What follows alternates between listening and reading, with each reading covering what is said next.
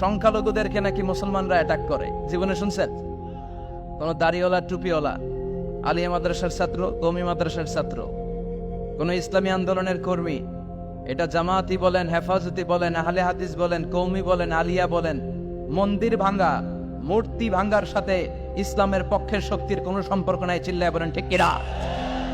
ইসলামের পক্ষের শক্তি মন্দির পাহারা দেয়, তারা সাম্প্রদায়িক সম্প্রীতিতে বিশ্বাসী, কোন দাঙ্গা হাঙ্গামা সন্ত্রাসবাদে ইসলাম বিশ্বাস করে না। চিল্লায় বলেন ঠিক কিনা?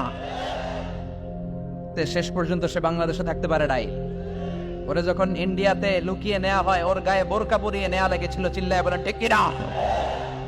আমরা এদের হেদায়েতের দোয়া করি, আমরা প্রত্যেকের জন্য হেদায়েতের দোয়া করি প্রথমে। আর যদি হেদায়েত নসিবে না থাকে, কারুন, সাদ্দাত, নমরুদ আর ফেরাউনের যে দশা হয়েছে, বাংলার জমিনের ইসলাম বিরোধী বেহায়াদের ওই দশা আল্লাহ তুমি করে দাও। ইসলাম হচ্ছে শান্তির ধর্ম। আমরা সবসময় সাম্প্রদায়িক সম্প্রীতি, ভালোবাসা, এটাতে বিশ্বাসী। হিন্দুরা ঢোল বাজায়, আমরা কিছু বলি না। আমরা তাফসির মাহফিল করি, ওদের যারা ভদ্র তারাও কিছু বলে না। ঠিক কিনা? এই ইসলাম বিরোধীরা, এরাই হিন্দু মুসলমানদের মধ্যে যে সম্প্রীতি, এটাকে নষ্ট করতে চায়। কিছুদিন পর পর এরকম কিছু আবাল আর উল্লুক্কা পাঠার আগমন ঘটে। বাংলাদেশ থেকে দাঁড়িয়ে কাঞ্চনজঙ্ঘা থেকে হিমালয় দেখা যায়। ওই জায়গাটারে যদি ট্যুরিজমের জন্য প্রমোট করা হতো, lakh lakh tourist Europe America থেকে ছুটতো। এখন এই দেশে আসে না, সিকিউরিটি নাই, কোনো নীতিমালা নাই, কোনো নিয়ম কানুন নাই। এজন্য এই দেশে আল্লাহর রহমত নাই। একের পর এক গজব দিয়ে আল্লাহ আমাদেরকে পরীক্ষা করছে। চিল্লায় এখন ঠিক কিনা? আল্লাহ তুমি গজব থেকে বাঁচাও, তোমার রহমত নাজিল করো। ক্যাটাস্ট্রফি কত ভয়ঙ্কর হতে পারবে। এজন্য আল্লাহর শাস্তি, আল্লাহর আযাব আর গজব সহ্য করার মতো ক্ষমতা পৃথিবীর কারো নাই। চিল্লায় বলেন ঠিক কিনা? এজন্য শুকরিয়া করতে হবে কার? করলে লাভ না লস, আর করব কম কম না বেশি বেশি। আমরা শুকরিয়া করতে চাই না, আমরা অভিযোগ করতে চাই। কি করি? অভিযোগ, কমপ্লেইন। আমার এটা নাই, ওইটা নাই, এই পাইলাম না, সেই পাইলাম। এরকম আছে না নাই? আল্লাহর বিরুদ্ধে অভিযোগ। বিশ্বনবী বলেন, তোমার চেয়ে যে খারাপ অবস্থানে আছে তার দিকে তাকাও, অভিযোগ কমে যাবে। উনজুরু ইলা মান হুয়া আসফালা মিনকা, তোমার চেয়ে যে খারাপ অবস্থায় আছে একটু তাকাও না, একটু তাকাও, তোমার চারিপাশেই আছে। যে মুহূর্তে আমরা কথা শুনছি, এই মুহূর্তে অনেকে হাসপাতালের বেডে শুয়ে শুয়ে চিৎকার করছে, মৃত্যুর প্রহর গুনছে। ক্যান্সার, দুরারোগ্য ব্যাধি, যার নাই কোনো অ্যান্সার। আমার বাড়ি নাই, আমি বাড়ি চাই, গাড়ি চাই, আরো টাকা চাই, আরো পয়সা চাই, আরো খ্যাতি চাই, আরো অনেক কিছু চাই। ক্যান্সারে আক্রান্ত রোগীটা কিচ্ছু চায় না, খালি বাঁচতে চায়। ওর বাঁচার বড় শখ, এই সুন্দর মায়ার পৃথিবী ছেড়ে ওর চলে যেতে মনে চায় না, ও শুধু বাঁচতে চায়। কিন্তু আমাদের এটা লাগবে, ওইটা লাগবে, ওইটা লাগবে। এজন্য ক্যান্সারে যারা আক্রান্ত, একটু তাকান না, হাত নাই পা নাই, একটু তাকান কিভাবে তারা লাইফ লিড করে। শেখ সাদি বালাগাল উলা বিকামালিহি একটা কবিতা লিখে বিখ্যাত হয়েছেন। পার্সিয়ান পয়েট, ইরানি কবি।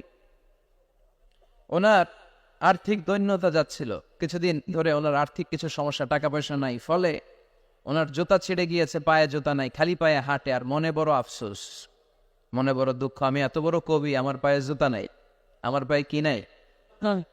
তো একবার ঘর থেকে বের হয়ে দেখে একটা লোক ভিক্ষা করে খাচ্ছে, ওর দুইটা পাই নাই। শেখ সাদির কি নাই?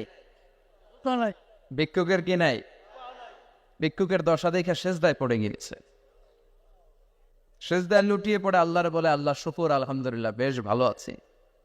এজন্য উনজুর ইলা মান হুয়া আসফালা মিনকা, তোমার চেয়ে যে খারাপ অবস্থানে আছে তার দিকে তাকাও। ঋণের বোঝা কাঁধে এত বেশি, প্রতিদিন বাড়িওয়ালা এসে তাড়া করে, ভাড়া দিতে পারে না। এরকম লোক আছে না নাই? গ্যাসের বিল দিতে পারে না, বিদ্যুতের বিল দিতে পারে না, স্ত্রীকে একটা শাড়ি কিনে দিতে পারে না, বাচ্চাদের 3 মাসের 4 মাসের বেতন ভাড়া জমা হয়ে আছে, দিতে পারে না। কত সুখে আছি আমরা, কত শান্তিতে আছি আমরা, শুকর গুজার হতে চাই না, শুধু অভিযোগ আর অভিযোগ। আল্লাহ বলে, অভিযোগ বাদ দিয়ে দাও। বিশ্বনবী বলেন, তোমার চেয়ে যে খারাপ অবস্থানে আছে একটু ওইদিকে তাকাও, তাহলে দেখবে তুমি অনেক ভালো আছো। এজন্য সব সময় সুখে দুঃখে সর্বাবস্থায় আমরা প্রশংসা করব একজনের, তিনি কে? আর প্রশংসা করলে নেয়ামত বাড়ায় দেয় কে? আর প্রশংসা না করলে শাস্তির জন্য অপেক্ষা করতে হবে। যাহারাল ফাসাদু ফিল বাররি ওয়াল বাহরি বিমা কাসাবাত আইদিন নাস। জলে স্থলে যে জলোচ্ছ্বাস, ভূমিকম্প, অগ্নিকাণ্ড, খরা, দুর্ভিক্ষ এগুলো চলে, এই মহামারী, নানা ধরনের নতুন রোগ, এগুলো আমাদের হাতের কামাই। এগুলো কি আমাদের হাতের কামাই। আমরা যদি আল্লাহওয়ালা হয়ে যাই, আল্লাহর জামিনে যদি আল্লাহর দিন কায়েমের চেষ্টা করি, আল্লাহর দেয়া কোরআন অনুযায়ী যদি জীবন চালাই, আমাদের জীবনটারও শান্তিময় করে দিবে কে? আমাদের ধর্মের নামই তো শান্তি। ধর্মের নাম কি? ইসলাম। ইসলাম মানে কি?